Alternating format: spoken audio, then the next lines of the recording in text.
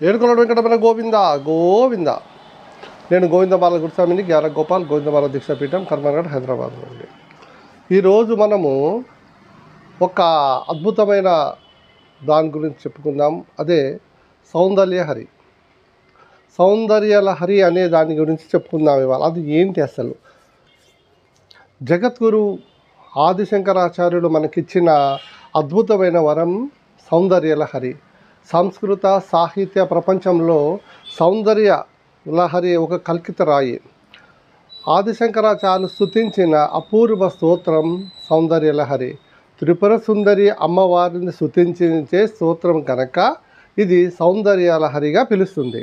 శక్తి స్వరూపిణి వర్ణనతో నిండిన ఈ స్తోత్రము అద్భుతమైన సౌందర్యము, వర్చస్సు, శక్తి మూడింటి కలయికని చెప్పవచ్చు.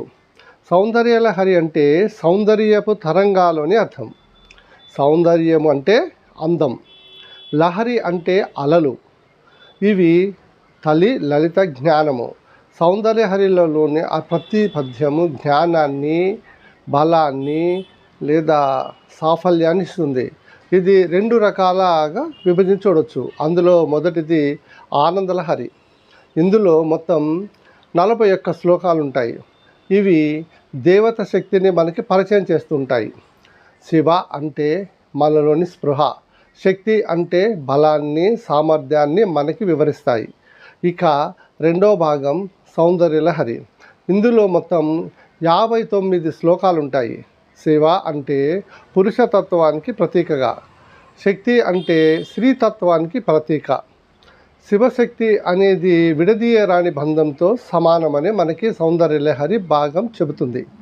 సౌందర్యం అంటే భౌతిక రూపం మాత్రమే కాదు, దైవం సృష్టించిన ప్రతి అణువు సౌందర్య స్వరూపమే. ఇది విశ్వంలోని మనకి అర్థం చేసడానికి ఉపయోగపడుతుంది. జగద్గురు ఆదిశంకరాచార్యులు క్రీస్తు శకం 8వ శతాబ్దానికి చెందిన మహాతత్వవేత్త.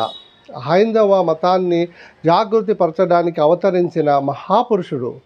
ఆయన తత్వం మొత్తము అంటే మనకి ద్వంద్వరహితంగా ఉంటుందని చెప్తారు. ఆయన ప్రబోధించిన అద్వైత వేదాంతము సిద్ధాంతంలో దైవం అంతా ఒకటే అని చెప్పారు. అద్వైత సిద్ధాంతంలో సౌందర్యలహరి అనేది అతి ముఖ్యమైనది విషయం. జ్ఞానాన్ని అర్థించడం ఉపయోగపడుతుంది. సౌందర్యలహరికి దివ్యమైన మహ్యమైన స్తోత్రం అన్నమాట. ఈ స్తోత్రం స్త్రీతత్వాన్ని పట్ల గౌరవాన్ని పెంచుతుంది. మనలో స్త్రీతత్వంపై ఆరాధన భావన కలిగే విధంగా చేస్తుంది. ఇందులో స్త్రీని ఆరాధించడం అంటే అందాన్ని ఆరాధించడమే మాత్రమే కాదు, మన చుట్టూ ఉన్న భౌతిక ప్రపంచంలోని దైవాన్ని గుర్తించడం కూడా ఈ స్తోత్రంలోని ఒక భాగము. సౌందర్యలహరి స్తోత్రము శక్తి స్వరూపిణి ఆరాధించడానికి ఉపయోగపడే అనేక మంత్రాలతో కూడిన ఒక మూల మంత్రంగా ప్రసిద్ధి పొందింది. ఇక సౌందర్యలహరి స్తోత్రం వెనుక ఉన్న అసలు కథ ఏంటంటే, ఒకనాటు ఆదిశంకరాచార్యుల వారు శివుని నివాసమైన కైలాస పర్వతాన్ని సందర్శించారట. అక్కడ ఆయన సౌందర్యలహరి రాతపత్రిని సాక్షాత్తు పరమశివుని నుంచి బహుమతిగా అందుకున్నారు. శంకరాచార్యుల వారు కైలాస పర్వతం దిగుతుండగా గణపతి ఆకతాయితనంతో ఆ రాతపత్రిని తీసుకొని చింపి విశ్వమంతా వెదజల్లారట. ఇది గ్రహించిన శంకరాచార్యుల వారు అందులోని కేవలం 41 శ్లోకాన్ని మాత్రమే తిరిగి స్వీకరించారు. స్వీకరించిన రాతపతికి ఆనందలహరి అని పేరు పెట్టారు. మిగిలిన శ్లోకాలు శంకరాచార్యులు స్వయంగా లిఖించారు కాబట్టి దివ్యమైన శక్తి స్వరూపం పట్ల ఆయనకున్న అవగాహన దాన్ని బట్టి ఆయన ప్రేరణ పొంది పూర్తి సౌందర్యలహరిని శంకరాచార్యులు లిఖించారన్నమాట. సౌందర్యలహరిలోని శ్లోకాలు కేవలం శ్లోకాలు మాత్రమే కావు, ఇవి మంత్రబీజాలుగా భావిస్తారు. ఒక్కొక్క శ్లోకంలో ఒక నియమానుసారంగా ఉపాసిస్తే ఒక్కొక్క ప్రయోజనం ఉంటుంది, సిద్ధులు లభిస్తాయి. ఈ సౌందర్య స్తోత్రాలు అద్భుతమైన కవిత్వం, భక్తి, తత్వశాస్త్రం కలిపిన సంక్షిప్త సమ్మేళనం. అందువలనే ఇది ఇన్ని శతాబ్దాలు గడిచినా లిఖించబడుతుంది, పూజించబడుతుంది. స్త్రీ పట్ల ఒక దైవత్వ భావాన్ని కలగజేస్తుంది. పురాతన సమాజంలో స్త్రీశక్తిని చాటి చెప్పిన దానికి దాని ప్రాముఖ్యత నిలిపేందుకు సౌందర్యహరి ఒక సాక్ష్యంగా ఆధారంగా నిలబడుతుంది. సౌందర్యహరి ఆధ్యాత్మిక అతీంద్రియ శక్తుల మధ్య అంతరాన్ని తొలగిస్తుంది.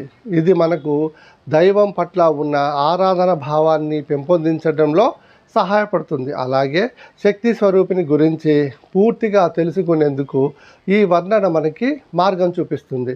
అనేక తాంత్రిక సంబంధించిన సౌందర్యలహరి మార్గాన్ని ఇస్తుంది. నిర్దిష్టమైన ఆధ్యాత్మికమైన అభ్యాసాలు, ఆచారాలు, తంత్ర పద్ధతులు అన్నీ కూడా ఈ శ్లోకంలో మనకి కనిపిస్తాయి. శంకరాచార్యుల వారు అనేక ఈ శ్లోకాల్లో ఉన్నాయి. అనేక మంది శ్లోకాలు ఉన్నాయి. చాలామంది అభ్యాసకులు నమ్ముతారు సౌందర్యలహరి ప్రధాన సంపుటికి విశ్వవ్యాప్తమైంది. దీని సారాంశం అర్థం చేసుకోవడానికి మనలోని దైవిక చింతన ఉండటం అవసరం. సౌందర్యలహరి మనకి ఆధ్యాత్మిక అవగాహన, కవితా వ్యక్తీకరణ, ఆరాధన మార్గాన్ని పెంపొందించడానికి తోడ్పడుతుంది.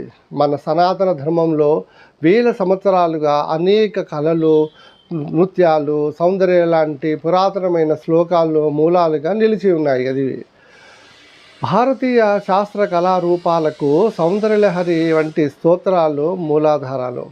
సౌందర్యలహరి కేవలము ఒక తత్వశాస్త్రమే భాగం కాదు.